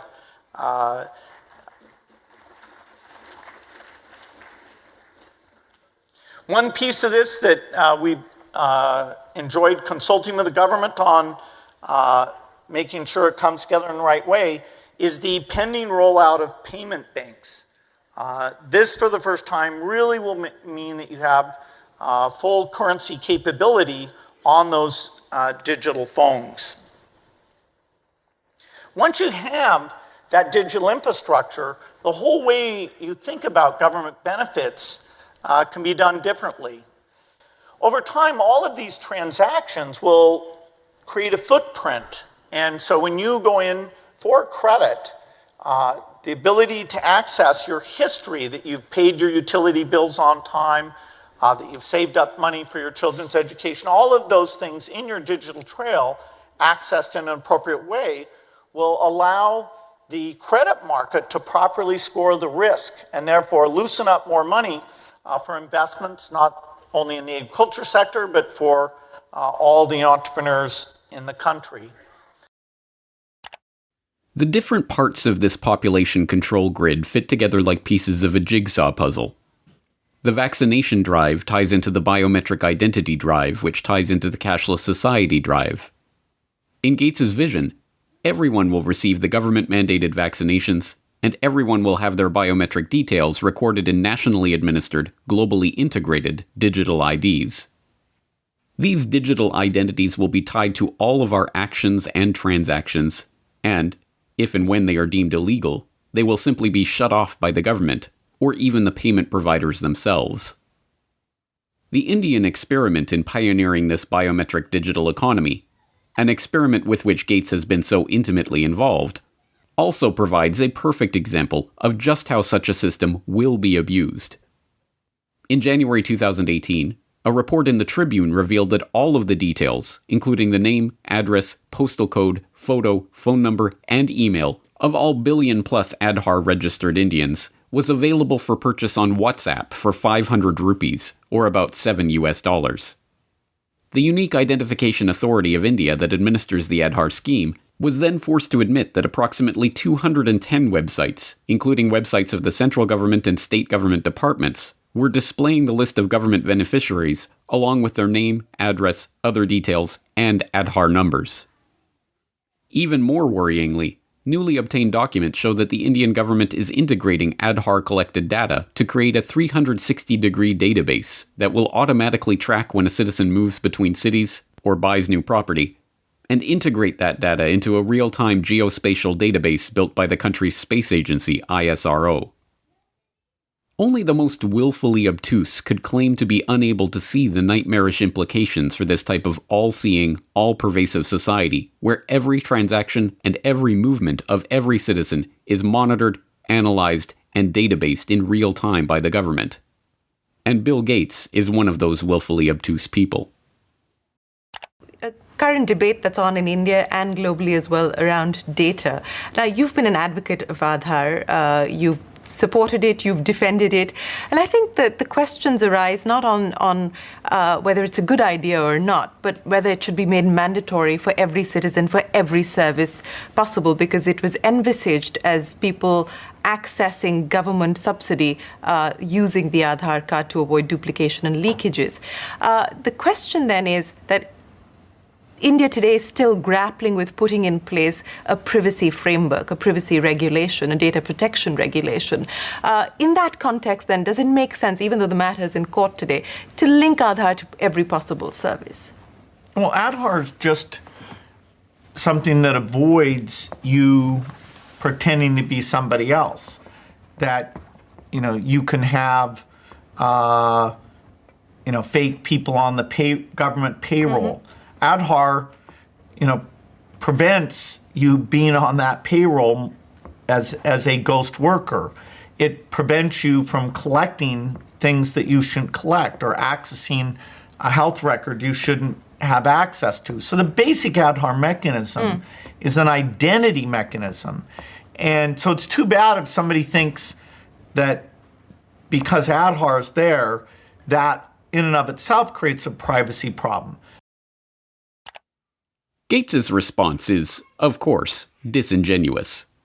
The very purpose of a globally integrated ID grid and cashless payment architecture is to remove privacy from our lives.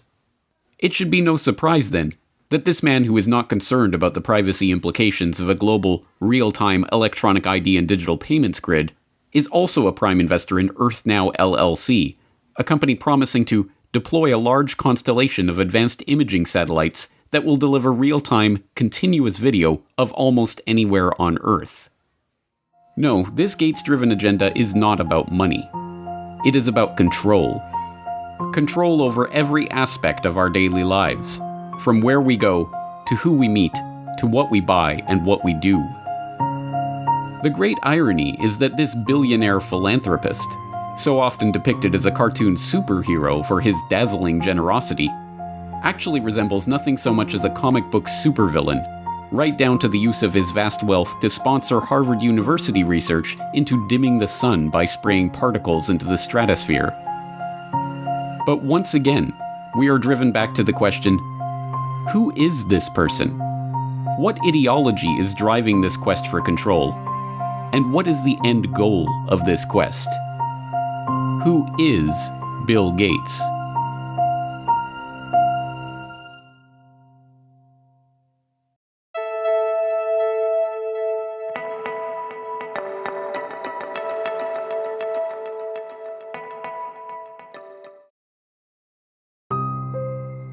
Computer whiz kid, talented software developer, shrewd businessman, benevolent philanthropist, global health expert. There can be no doubt that Bill Gates has worn many hats on his remarkable journey from his early life as the privileged son of a Seattle area power couple to his current status as one of the richest and most influential people on the planet. But as we have seen in our exploration of Gates's rise as unelected global health czar and population control advocate, the question of who Bill Gates really is no mere philosophical pursuit. Given that we are currently living through a crisis that has been predicted by Bill Gates, which is triggering a response from the global health organizations that the Bill and Melinda Gates Foundation has bankrolled, and driving us toward a vaccination and biometric ID solution which Bill Gates has been working on for years, the answer to the question, who is Bill Gates, is quickly becoming one of the most important questions of our lives. That answer will not only tell us about the world that we are living in, but about the one that we are being thrust into, and how we can avoid it. Today we will attempt to answer that question as we examine the motives, the ideology, and the connections of this man who has been so instrumental in shaping the post-coronavirus world. Meet Bill Gates. You're tuned into the Corbett Report. So who is Bill Gates? Some argue that he's a genius who leveraged his natural computer savvy into a billion-dollar fortune. You're called a genius, and I don't think that embarrassed you at all. They call you a genius. Part of your genius is that you are a computer whiz, and the other is that you did have the business acumen to turn it into a working company. Are you a business genius too? Well, I wouldn't say genius. Others insist that he is a visionary who has changed our lives with his foresight and bold imagination. Bill had a vision, and I understand it went back even then, that computing would be ubiquitous. It would be part of all of our lives. And indeed, as you all know, he executed on that vision, and the world today has changed so dramatically in large part due to the work that Bill has done throughout the years. He has been hailed as a shrewd executive who built the Microsoft empire with his remarkable talent for business. When the biographers and historians write the history of the 20th century, Bill Gates is going to go down as the best businessman of our century. And Microsoft is one of the greatest companies of the 20th century. And he has been praised as a philanthropist who is selflessly devoting his wealth to improving the lives of people around the world. Bill, even your harshest critic would have to admit that your philanthropy work is, planet-shaking, incredible, and could be, if you make it a second act, so amazing that it would dwarf what you've actually done at Microsoft.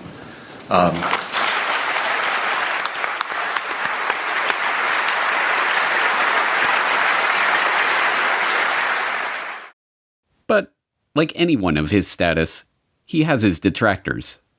In the 1990s, he was often portrayed as the greedy head of the evil Microsoft monopoly.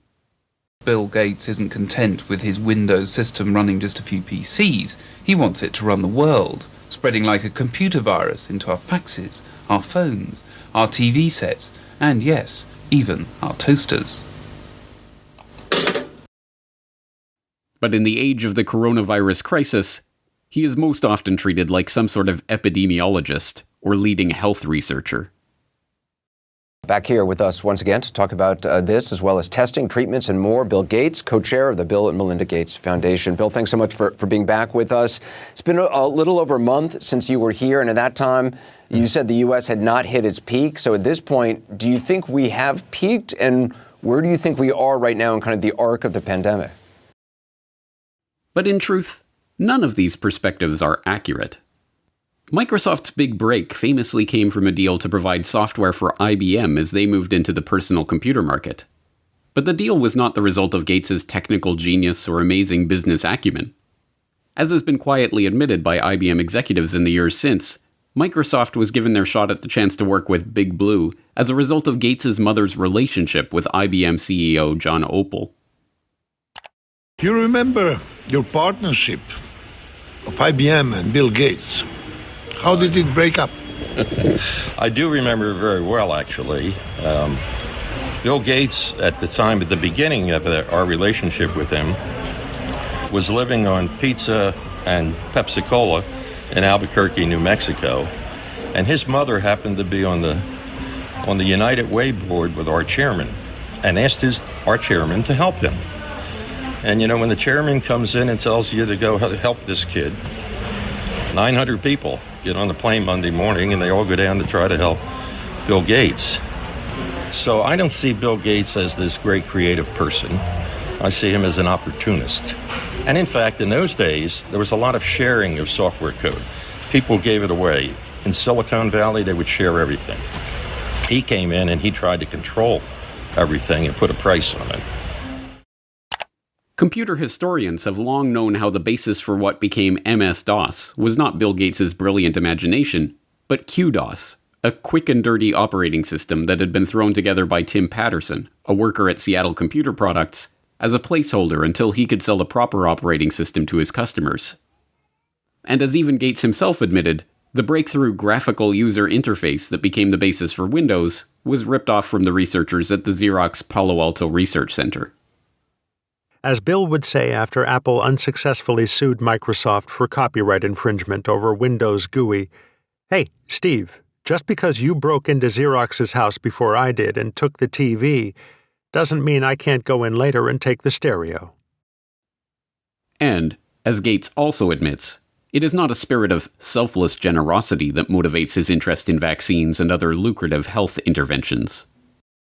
I'd like to talk to you about your approach to vaccinations. You wrote something recently, and like you always do, you kind of looked at the problem from a scientific and business perspective on things. You've invested $10 billion in vaccinations over the last 2 decades, and you figured out the return on investment for that, and it kind of stunned me. Can you walk us through the math? We see a phenomenal track record. It's been $100 billion overall that the world's put in.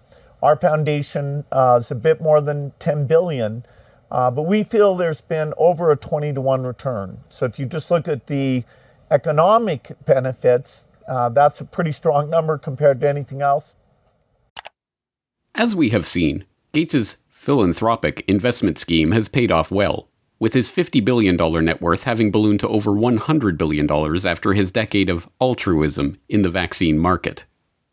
As critics of his foundation have repeatedly pointed out, the 9 million people who die every year of hunger would be best served by securing food supplies, running water, and other basic necessities, not costly medical interventions for rare diseases.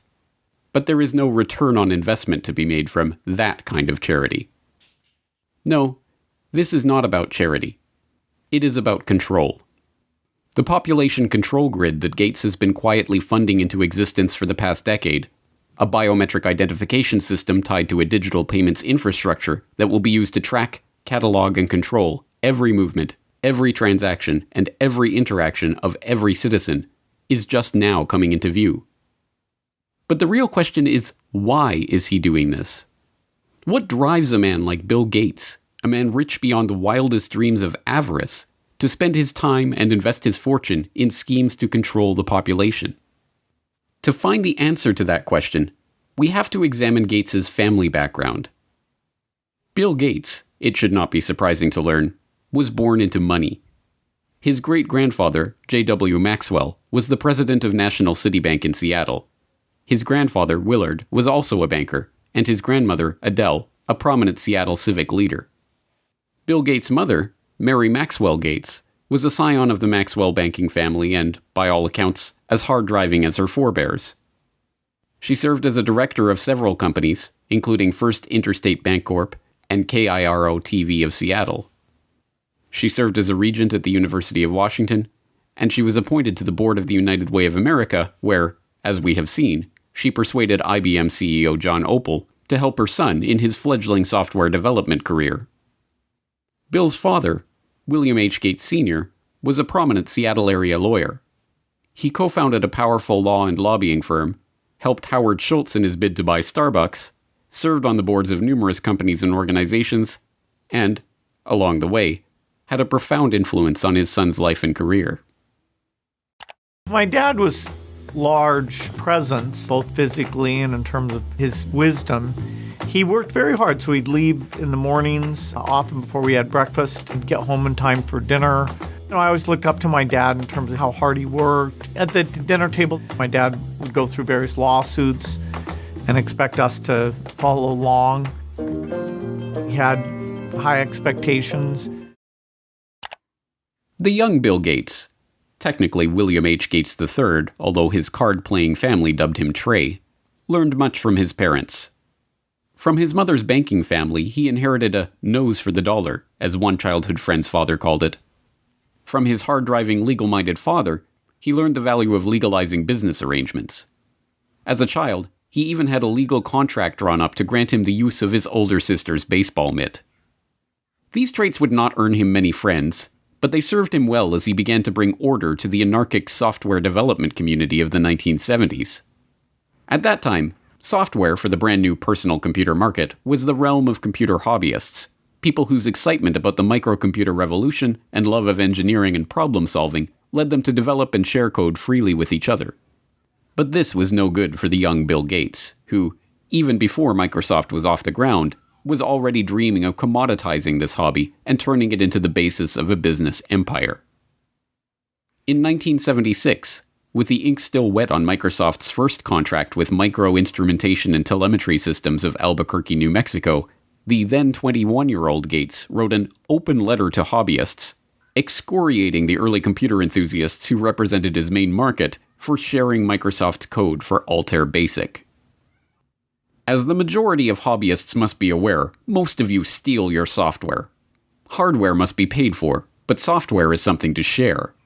Who cares if the people who worked on it get paid? Is this fair? The royalty paid to us, the manual, the tape, and the overhead make it a break-even operation. One thing you do is prevent good software from being written. Who can afford to do professional work for nothing? What hobbyist can put 3 man-years into programming, finding all bugs, documenting his product, and distribute for free? The fact is, no one besides us has invested a lot of money in hobby software. We have written 6800 BASIC and are writing 8080 APL and 6800 APL, but there is very little incentive to make this software available to hobbyists. Most directly, the thing you do is theft.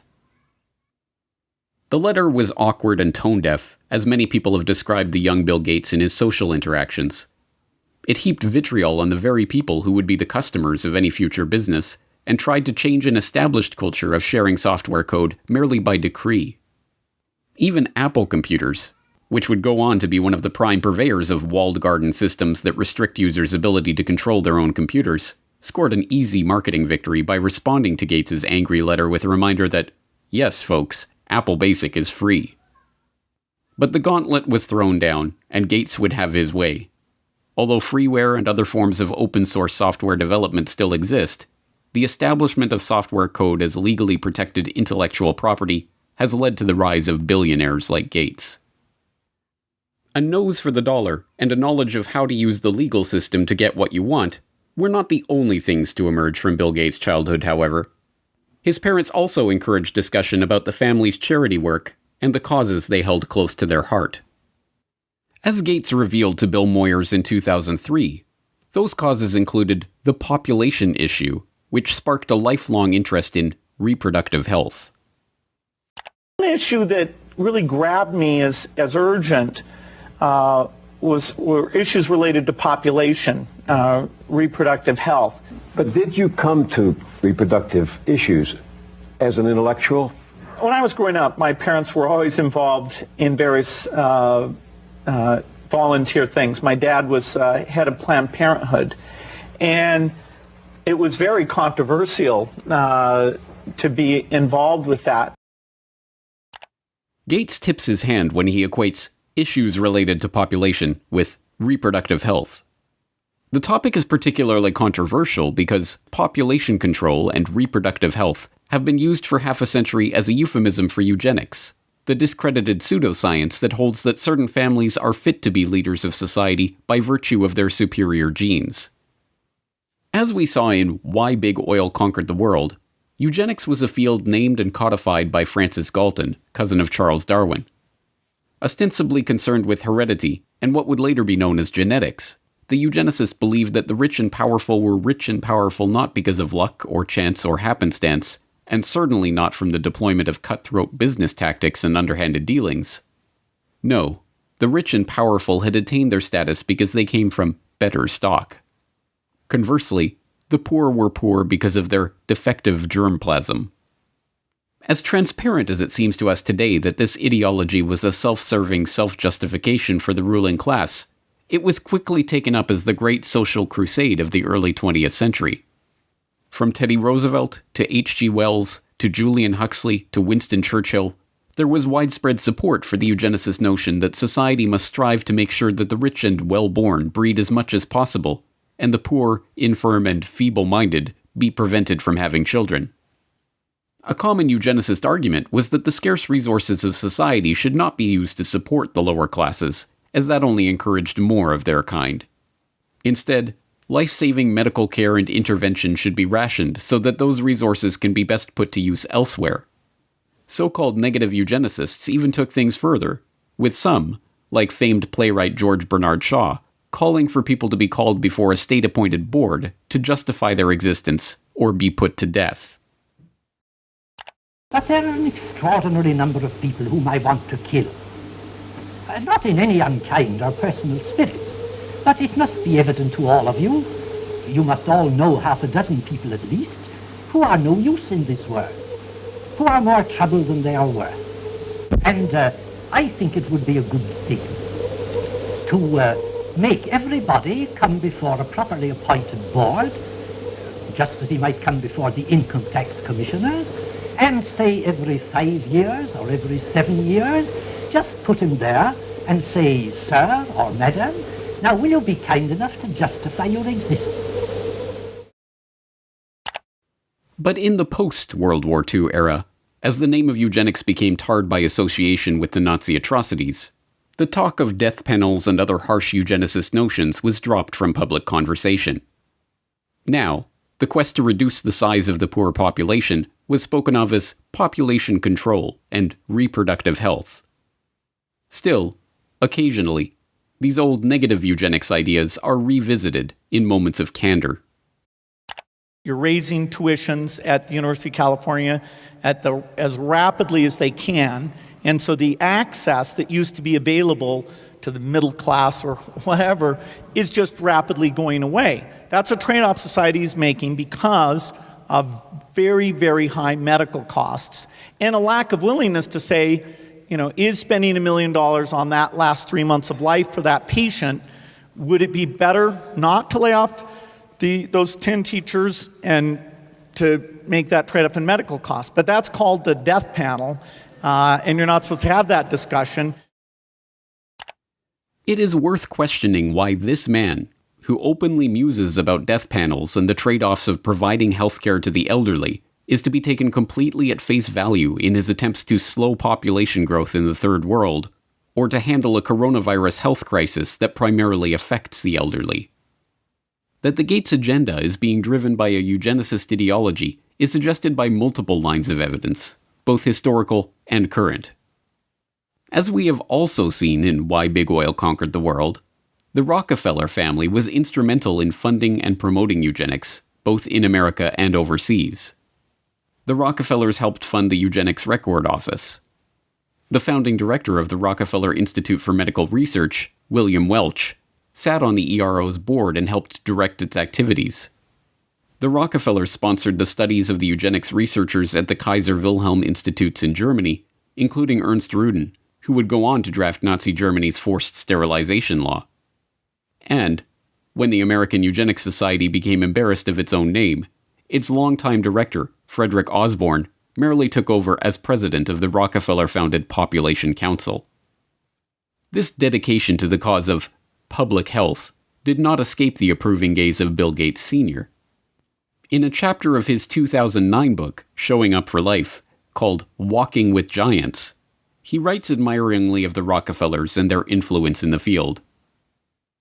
Every corner we've turned in the field of global health, we've found that the Rockefellers were already there and had been there for years. When we committed to childhood immunization, we found ourselves building on efforts the Rockefeller Foundation had helped launch and fund in the 1980s. When we became interested in fighting malaria and tuberculosis, we learned that the Rockefellers had been studying the prevention and treatment of such diseases around the globe for, in some cases, as long as 100 years.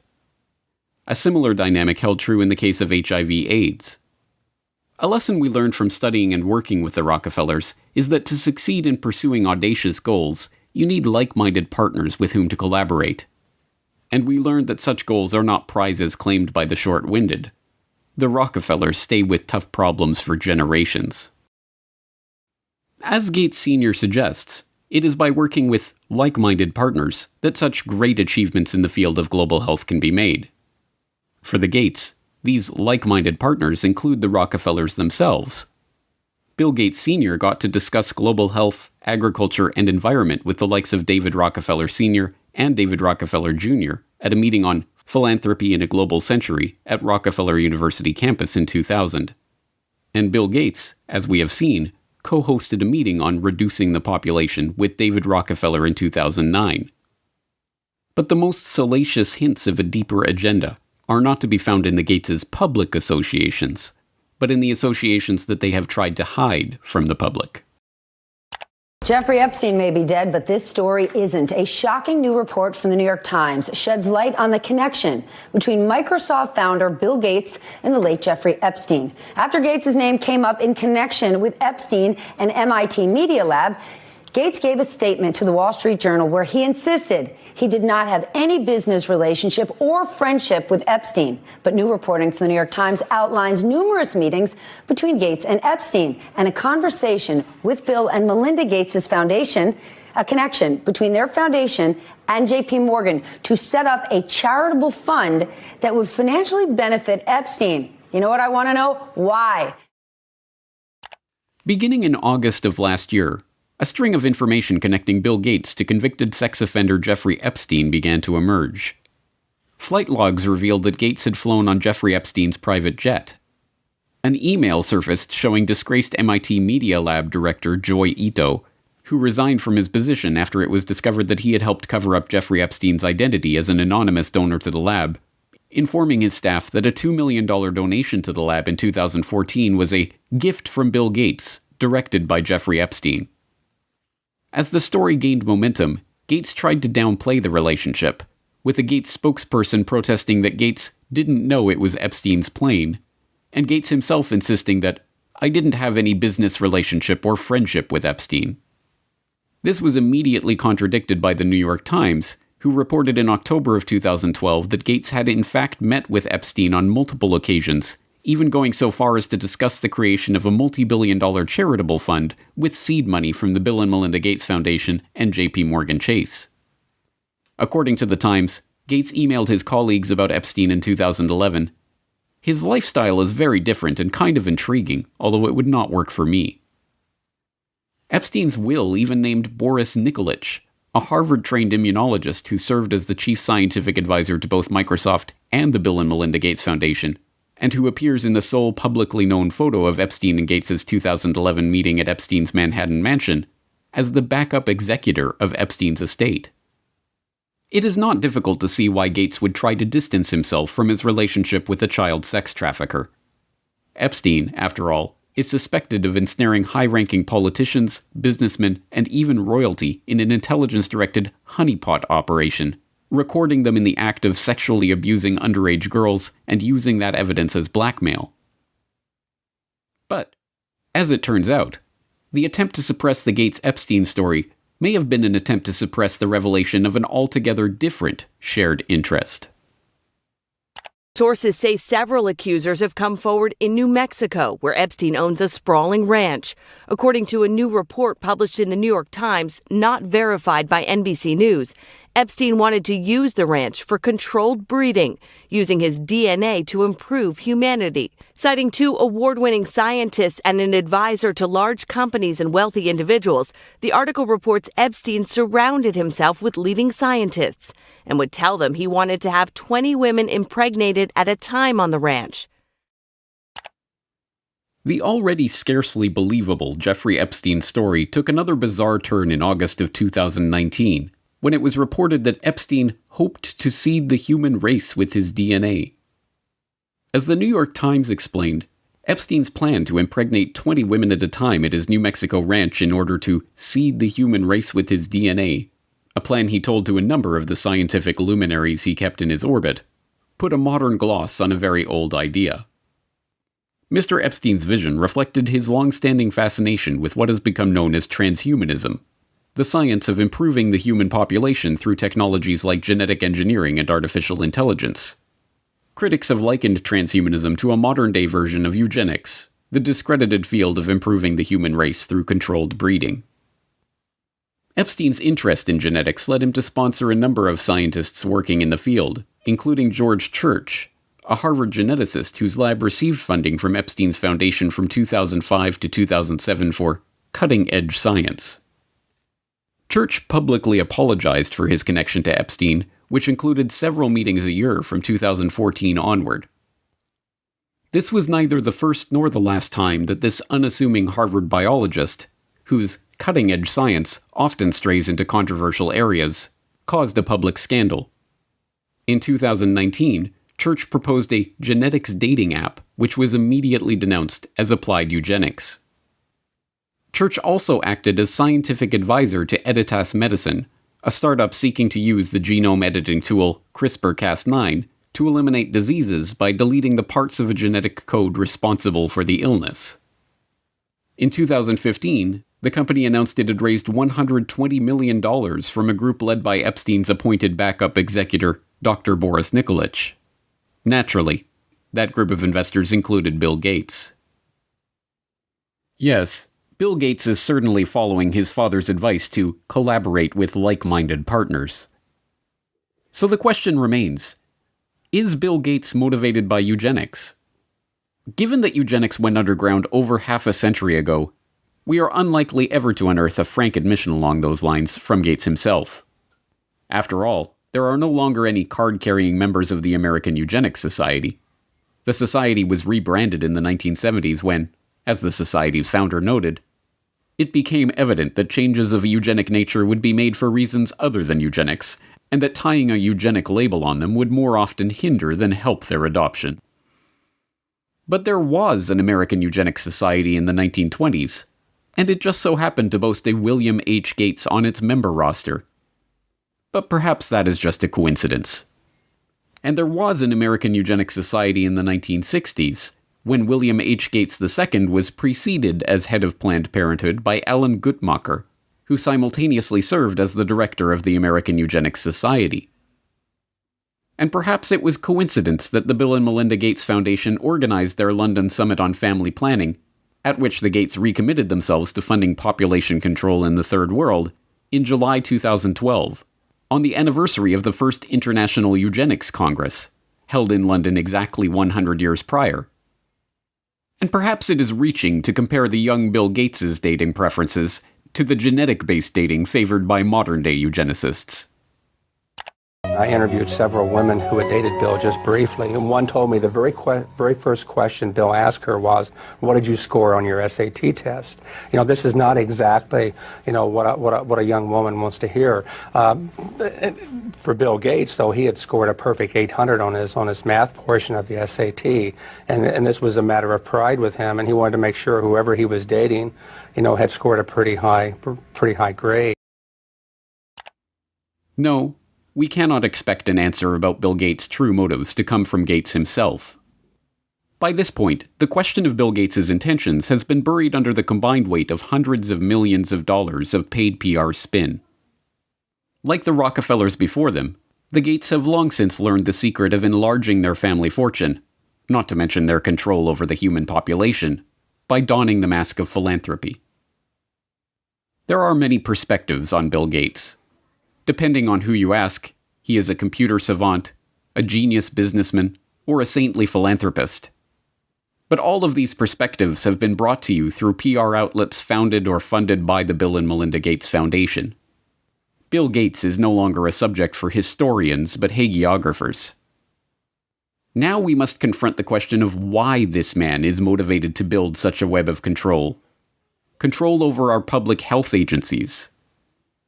And for all 193 member states, you must make vaccines a high priority in your health systems to ensure that all your children have access to existing vaccines now and to the new vaccines that have recently become available.